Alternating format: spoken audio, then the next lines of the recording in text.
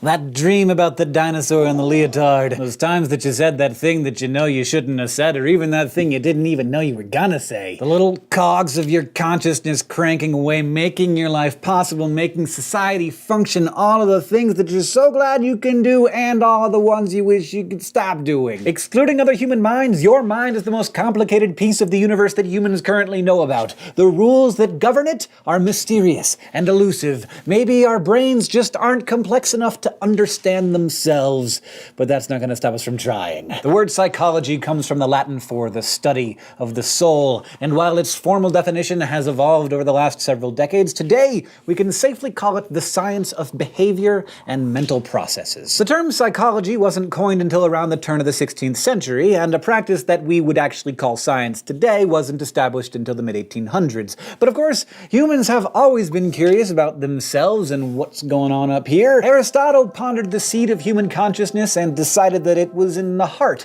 not the head, being, as we have seen quite a lot here on Crash Course, absolutely and completely wrong. 2,000 years ago, Chinese rulers conducted the world's first psychological exams requiring public officials to take personality and intelligence tests. And in the late 800s, Persian Dr. Muhammad ibn Zakaria al-Razi, also known as Razis, was one of the first to describe mental illness and even treated patients in what was essentially a very early psych ward in his Baghdad hospital.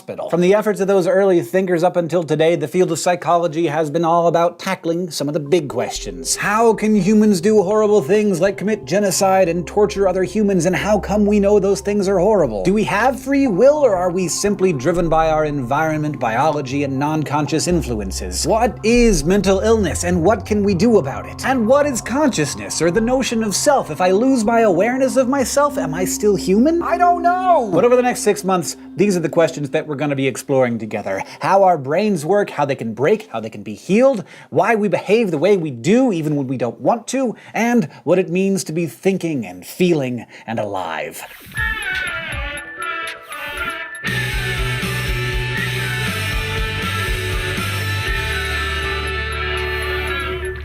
When hearing the word psychology, most people probably think of a therapist listening to a patient unpacking the details of his day while reclining on a couch. Maybe that therapist is wearing glasses, chewing on a cigar, stroking his whiskered chin. Admit it, if you're thinking about psychology, you're probably picturing Freud. Sigmund Freud was one of the most tremendously influential and controversial thinkers of his time, maybe of all time. His theories helped build our views on childhood, personality, dreams, and sexuality, and his work fueled a legacy of both support and opposition. His life was long and spanned an important swath of history from the American Civil War to World War II. But like most great scientists, Freud developed his revolutionary ideas by building on the work of others. And of course, innovation in the field didn't stop with him. In truth, psychology is one of the most wildly diverse sciences in terms of the questions it proposes, the methods it applies, and the different schools of thought and disciplines it contains. Perhaps more than any other science, psychology is just a big ol' integrated melting pot. For instance, right around Freud's time, there were a lot of different schools of thought about how the study of the human mind should be tackled.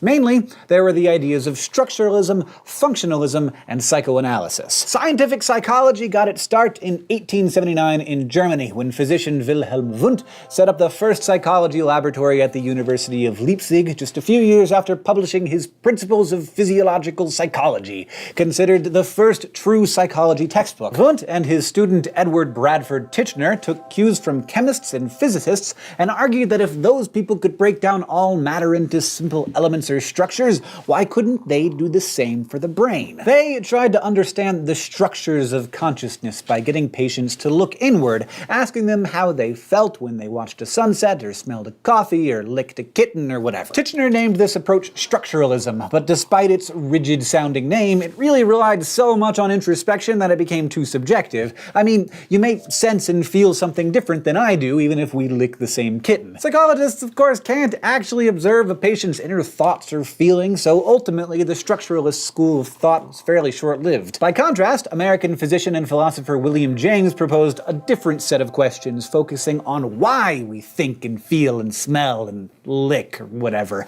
Basically, he focused on the function of behavior. This approach, functionalism, was inspired by Charles Darwin's idea that adaptive behaviors are conserved throughout the evolutionary process. James published his seminal book, The Principles of Psychology, in 1890, defining psychology as the science of mental life, just as Freud was starting to flex his big brain. Sigmund Freud began his medical career at a Viennese hospital, but in 1886 he started his own practice specializing in nervous disorders. During this time, Freud witnessed his colleague Josef Breuer treat a patient called Anna O with a new talking cure. Basically, it just let her talk about her symptoms. The more she talked and pulled up traumatic memories, the more her symptoms were reduced.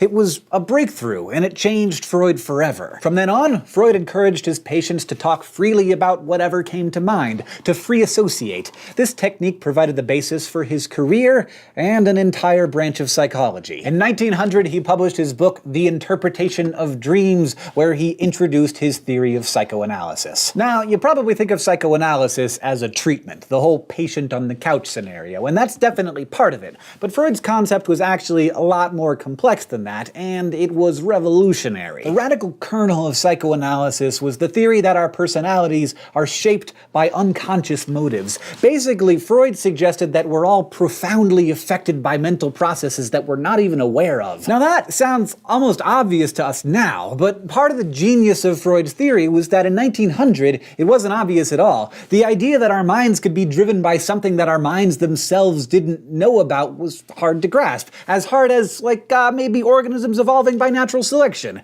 It was abstract, invisible, and there was something about it that seemed irrational. But the other important part of Freud's theory was that the subconscious, literally the thing below consciousness, was still discoverable. Even though you weren't aware of it, you could come to understand it through a therapeutic technique that used dreams, projections, and free association to root out repressed feelings and gain self-insight. So what Freud was really saying was that mental disorders could be healed through talk therapy and self-discovery. And this was a really big breakthrough, because prior to this, people with mental illnesses would be confined to sanatoriums and at best given menial labor to do, and at worst, shackled to a bed frame. After The Interpretation of Dreams, Freud went on to publish over 20 more books and countless papers with an iconic cigar in hand all the while. He believed smoking helped him think, but it also helped him get jaw cancer. During the last 16 years of his life, he underwent at least 30 painful operations while continuing to smoke. By the late 1930s, the Nazis had taken over Austria, and Freud and his Jewish family narrowly escaped to England. By September 1939, the pain in his cancerous jaw was too great, and a doctor friend assisted him in suicide through morphine injection.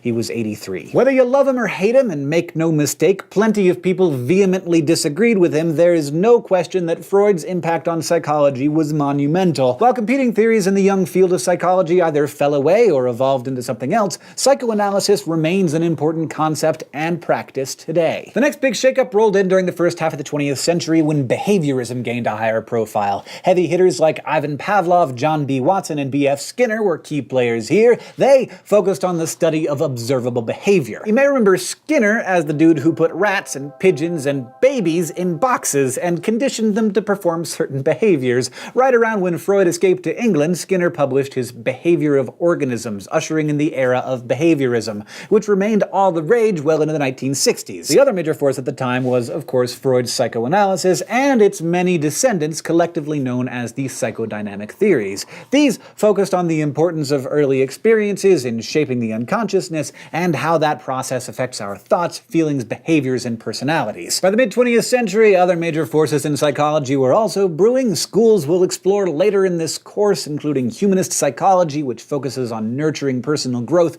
cognitive science, and neuroscience, all of which contributed their own unique takes on the study of mind. Today's formal definition of psychology, the study of behavior and mental processes, is a nice amalgamation that pulls from all these different schools of thought. It recognizes the need for observing and recording behavior, whether that's screaming, crying, or playing air saxophone to an imaginary audience, but it also gives credit to our mental processes, what we think and feel and believe while we're tearing it up on our invisible instruments. Because again, the point that I really want you to take home is that psychology is an integrative science. Yes, folks still get grumpy and disagree plenty, but the essence of the discipline has everything to do with creating different ways of asking interesting questions and attempting to answer them through all kinds of data gathering methods. The human mind is complicated. There is no single way to effectively crack it open. It must be pried at from all sides. Harvard astronomer Owen Gingerich has gazed into the distant horizons of space, and even he has acknowledged that the human brain is by far the most complex physical object known to us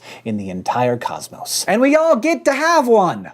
Of our very own, just knocking around right up in here. We here at Crash Course are really excited to spend the next several months delving into the world of psychology, how it applies to our lives, our minds, and our hearts, and how it deepens our understanding of each other, our world, and ourselves. Thanks for watching this first lesson in Crash Course Psychology, and I'd like to especially thank all of our Subbable subscribers, without whom we would literally not be able to do this. Would you like a personalized signed Crash Course chemistry periodic table, or even to see yourself animated in one of our episodes? To find out about these and other perks, go to Subbable.com/crashcourse. And thanks to our crew. This episode was written by Kathleen Yale and edited by Blake T. Pastino. Our psychology consultant is Dr. Ranjit Bhagwat. Our director and editor is Nicholas Jenkins. The script supervisor was Michael Aranda, who is also our sound designer, and our graphics team is Thought Cafe.